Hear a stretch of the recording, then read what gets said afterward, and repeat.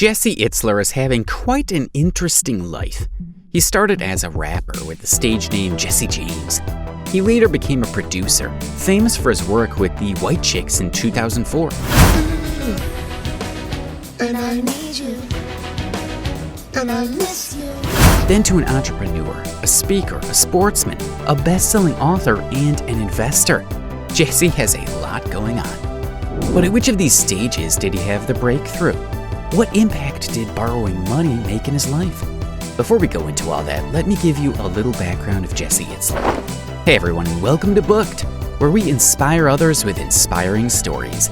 In today's video, we're going to go over the success story of Jesse Itzler and his companies. Jesse's story was not that of grass to grace. He was from a wealthy background.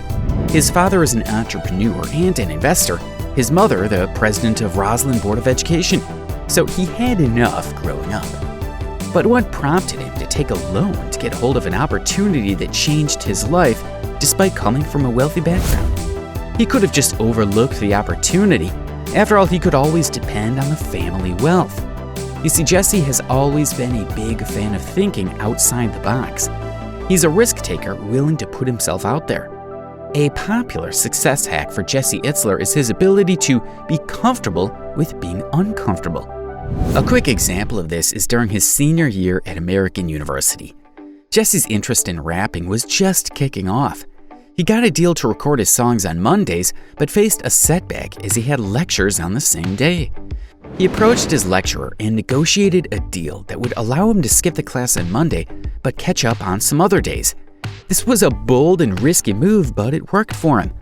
Combining his education and a growing passion for music may have been a burden, but the deal with his professor gave him the flexibility to pursue his education and music career.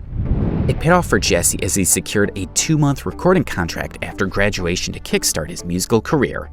He signed with Delicious Vinyl as a songwriter and artist upon graduation and would go on to write songs for top artists in America.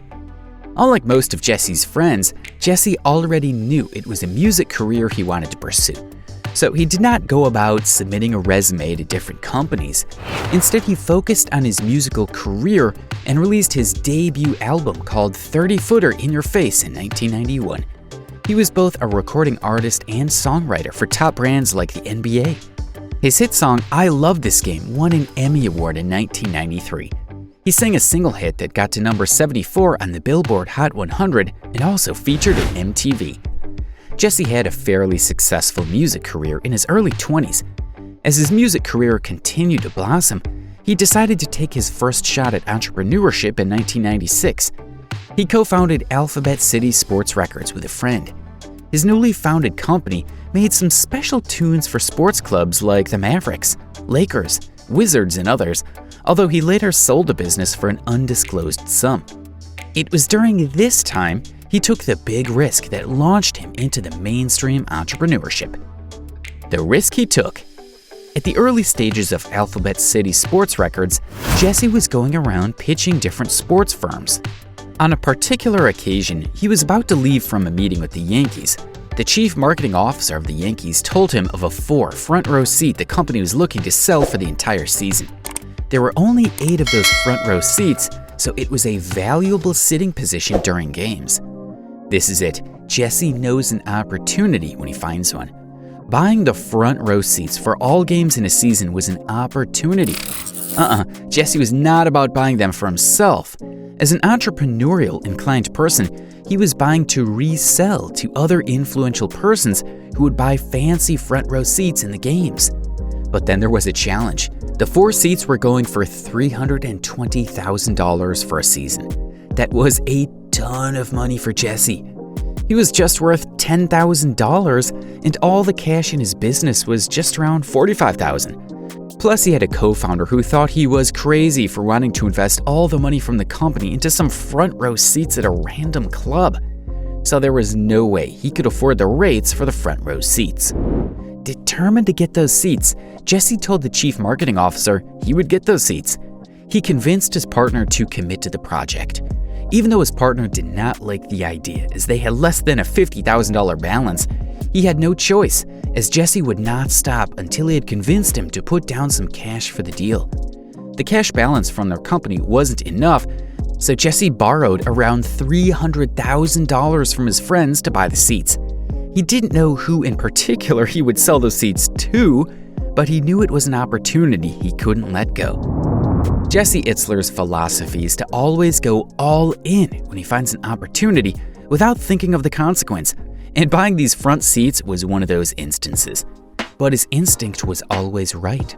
This risk paid off, as he made an estimated 10 to 50 folds of the amount of that investment. He hosted top celebrities like Jay-Z and OG1 in those front rows for the next 8 years. This move led to the other successes he recorded in life, and today he is worth $200 million. He's also lifetime friends with Jay-Z and some of the top celebrities he hosted on those seats. Now you know the risk that made a difference in Jesse Itzler's life. Let's take another minute to look at his entrepreneurship journey. The entrepreneurship journeys. Alphabet City Sports Record was a huge success. They made songs for over 50 professional sports teams, coupled with the front seat deal Jesse made from the Yankees, which paid off big time. But Jesse would later sell the company to SFX Entertainment for $4 million in stock, cash up front, and a percentage of future earnings. That's quite a deal for his first startup. Having achieved success, he was ready to move on to his next entrepreneurship mission. Jesse's next mission was born after he and his partner boarded their first private jet for a meeting. Jesse realized that jet services were only available for the super rich. The only way to have a jet experience was to either own one or sign a 5-year deal with jet companies. Jesse thought about breaking it down so people who are not super wealthy to buy a jet or make a 5-year commitment get opportunities to book a jet for as low as $25. When Jesse pitched this idea to the founder of NetJets, a private jet was in vogue back then. Jesse and his partners were thrown out of the room. The founder of NetJet thought their idea was ridiculous, but trust Jesse to not give up.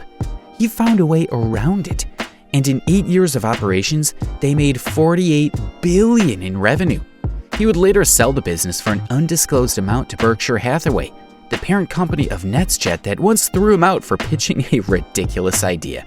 His next stop would be to get involved with Zico Coconut Water. After co-building Zico with his partner, they later sold it to Coca-Cola for an undisclosed amount. Jesse is many things, but he's also a master at building startups and selling them off. But his next company is not something I'm sure he would want to sell. Being a sporty man, Jesse started 29029 Everest, a venture that encourages people to engage in sporting and wellness activities. But there's a twist to 29029 Everest. He runs it as a weekend resort in the mountains with music and food. Participants engage in mountain climbing and try to reach the apex of Mount Everest. Through these entrepreneurship journeys, Jesse always attributes his success to his willingness to dive into unknown waters. In an interview, Jesse said he had no experience in all of the businesses he started. He didn't take any special classes, he just saw an opportunity and went for it. These days, he's happily married to Sarah Blakely, the billionaire founder of Spanx.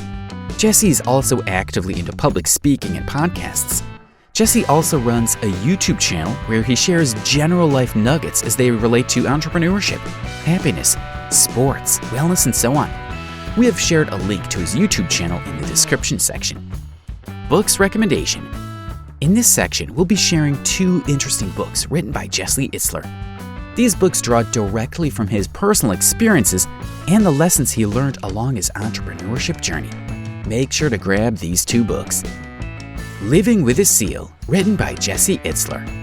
What inspired Jesse Itzler to invite the world's toughest seal man to stay with his family for a month? For Jesse, he's willing to go any miles to develop himself and become better than he was yesterday.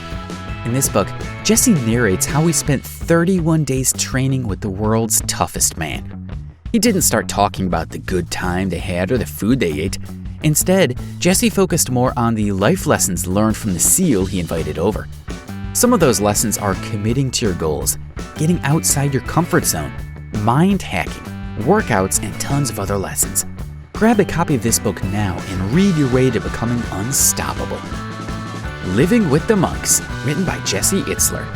In this book, Jesse shares his experience living with a monk. an experience where he had to turn off his phone and focus squarely on himself and the true meaning of life in general. Known for coming up with abstract ideas and thinking outside the box, Jesse Itzler became curious about monasteries and the impact they could make on self-development. Jesse set out to skeet religious community in an isolated mountain in New York.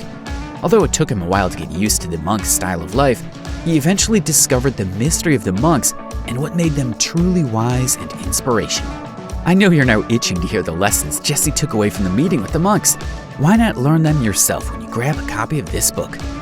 Jesse Itzler is an inspirational entrepreneur who has taught us to think differently and never take no for an answer.